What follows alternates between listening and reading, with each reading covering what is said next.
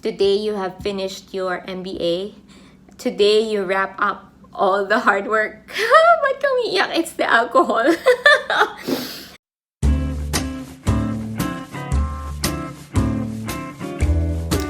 Hi everyone, welcome back to my channel. Today, September 2, 2021 marks the final day of my MBA. The final day, as in the very final day.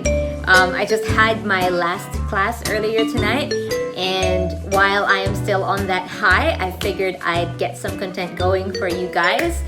And I just had a glass of wine, so I hope that a little bit of alcohol would also keep me talking and talking and talking. Today's the final day of the MBA, and just like anything that has come to an end, sometimes you just can't help ask yourself, some questions like, what if I did this before? Would it have improved the outcome? Could I have done better? Are there things that I wished I did differently? And personally, my answer to all of those questions is yes. Yes to all. But I guess that's the beauty of life, right? You pursue something, you go after your dreams, you work hard to achieve your dreams, and yet you can't possibly do it perfectly the first time. You just really have to learn a lot along the way, meet a lot of people along the way that will teach you a lot of new things, and just gather as much life lessons as you can. And so I just quickly came up with this list of 5 things that I wished I knew when I started my MBA. Number 1, I wished I knew the career path that I wanted to pursue after the MBA. Why? Because knowing what I want to do after graduation would have given me a more definite direction, a more definite plan of attack on how I would do my MBA. But I didn't have that. When I started the MBA, I just had a broad approach. I didn't really have a strategy. I just really wanted to do a postgraduate degree, and I just really wanted it to be an MBA. For our program, we have 16 subjects in total, so 10 core subjects and 6 electives. So the core subjects are economics, philosophy, marketing, organizational behavior, operations management, strategy, and then you have all the quantitative subjects like financial management, accounting, statistics, and lastly, the capstone unit. Those are required. We really have to take those subjects. And then we have 6 electives, which we can choose freely. I took negotiation, theory, and practice. It was a very fun subject. Rhetorics and persuasion, and managing with a global mindset. And I also took an exchange unit from a school in Germany. And then I also took a subject from Hacker Exchange. I also did a vlog about that. And then for the last elective, I actually didn't take any classes. I just applied for credit for my previous work experience, which I got, so I didn't have to take any classes for the final elective. Had I known what career path I would want to pursue after the MBA, I would have taken electives that would contribute towards that career path. In Macquarie University, there are a lot of elective units. There are units on project management, data analytics, corporate finance, risk management, design thinking, marketing, entrepreneurial finance. So it would have been very helpful if I had known what career path I want to pursue, because it would have given me a more definite study plan. Next, number 2, the power of networking. Sometimes a lot of opportunities open up depending on the people that you know.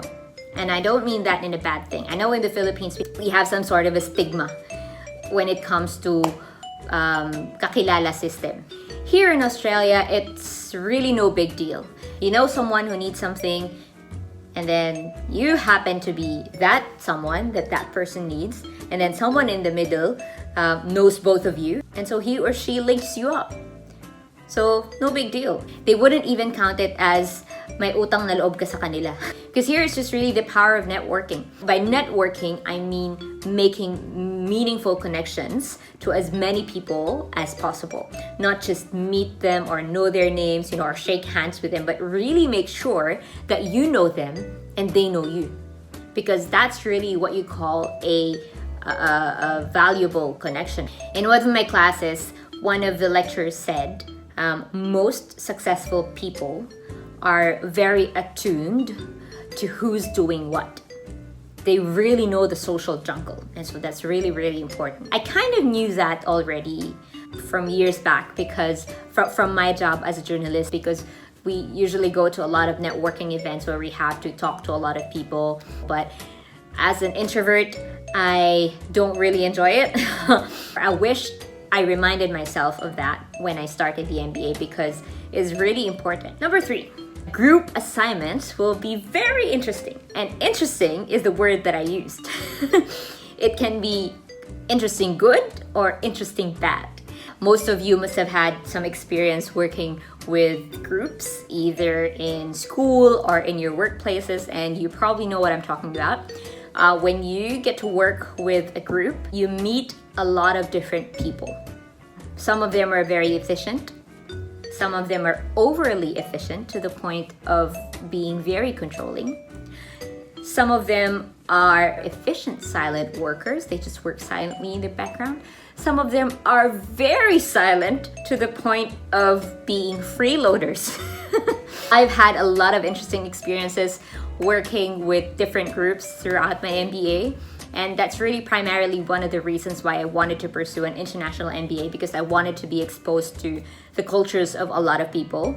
And I did get exposed to a lot of people. There are really different personalities in a group assignment, which leads me to my 4th item, the importance of soft skills in the MBA and beyond. It's really, really nice to have technical knowledge, but it's equally important for you to focus on the soft skills. So what are the soft skills?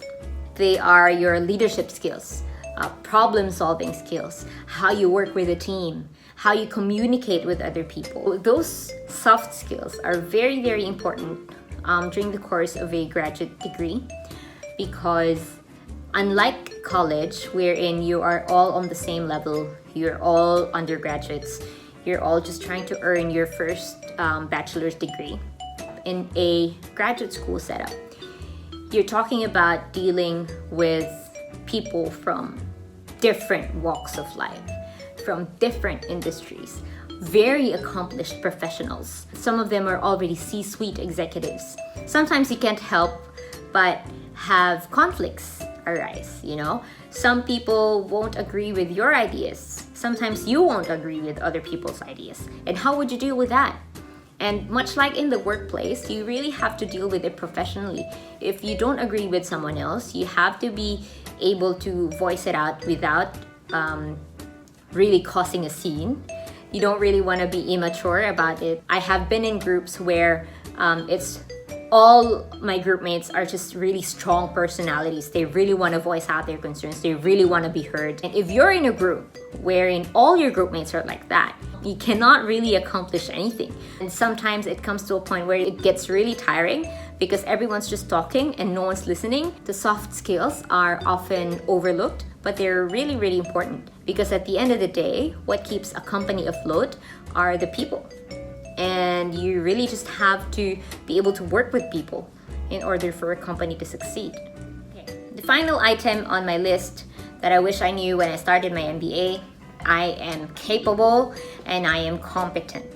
And I don't mean it in a way that is overconfident or, I don't mean to come across as someone who's too full of myself. I don't know where it came from, but I think since I was a little kid, I always had that in my head, that I always think that I'm not good enough, that someone else is better than me. Of course, everywhere you go, someone is going to be better than you. But so what? If no one is better than you, you wouldn't have anyone to learn from. My background is in journalism, so 6 years in business journalism and about 2 years in public relations. And so when I came into the MBA, I thought my experience might not be ideal, or I may not have enough experience. I always felt that I wasn't enough, and I wasn't competent enough, and I wasn't good enough. That mindset made me timid. It made me very reserved, when it comes to sharing what it's in my mind. It made me quiet during classes because I always think I might say something wrong. I might say something that sounds really stupid and everyone else will just laugh at me. Looking back, that was very, very wrong because there's no better venue than in a classroom to say stupid things. You know, if you want to ask stupid questions, if you want to say stupid things, you would want to do it inside a classroom where everyone is in learning mode. And so if I would be able to talk to myself from 2 years ago before I started the MBA, I would tell her, Roxanne, your insights, your experiences are as valuable as those of the person sitting next to you. Whether he is a CEO, she's a CFO, whatever the hell her job title is, you are as valuable as her or him. So coming into the MBA with that kind of mindset, I think would change everything. It would make me more participative in class discussions. It would make me more forthcoming with my ideas and my questions and everything that's in my mind.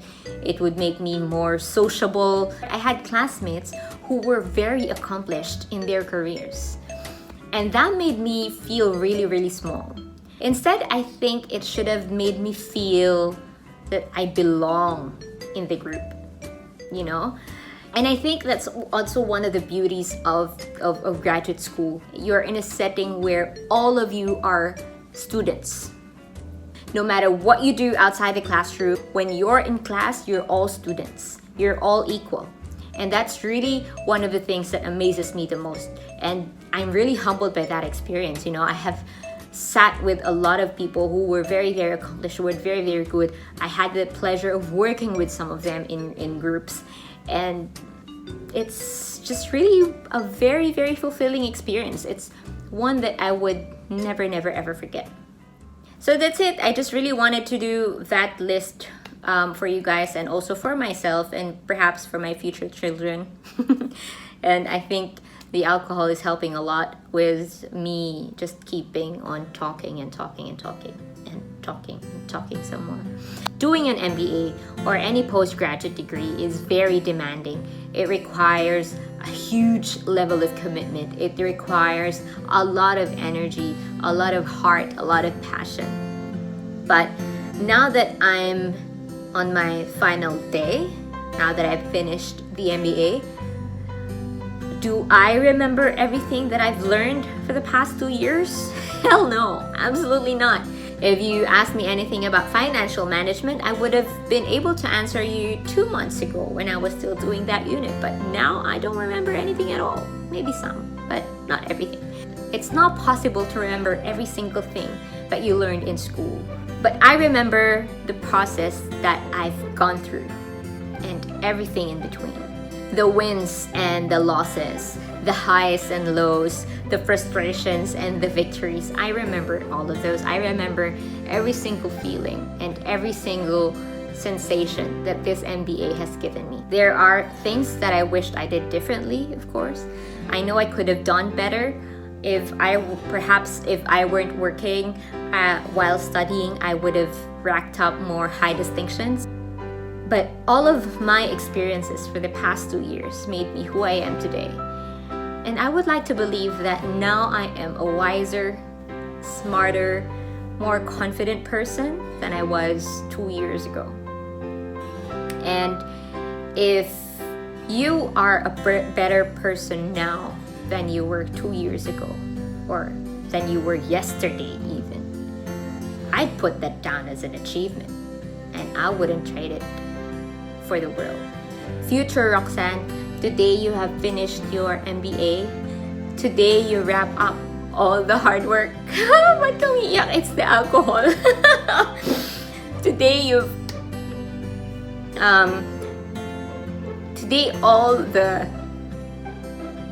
all the hard work that you've put in for the past 2 years is finished.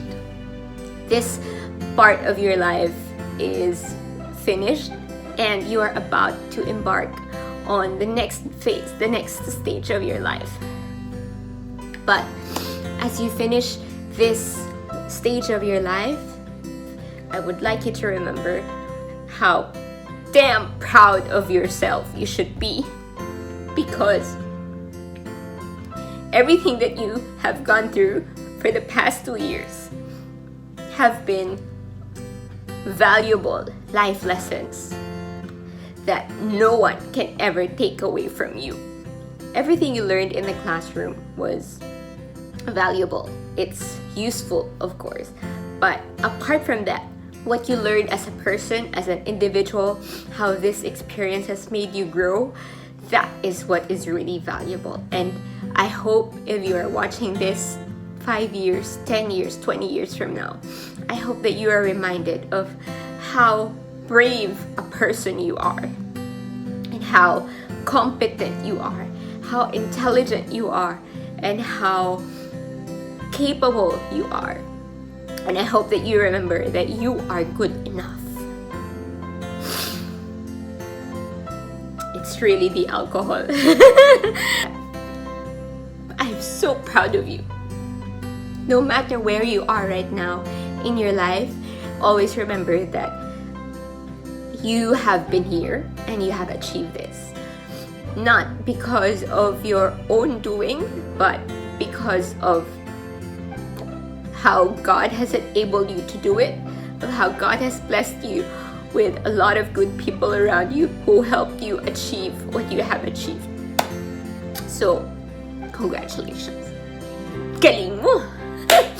Ang galing-galing mo! Okay, that's it. Bye guys. Thank you for watching. I hope this was helpful. Till the next vlog.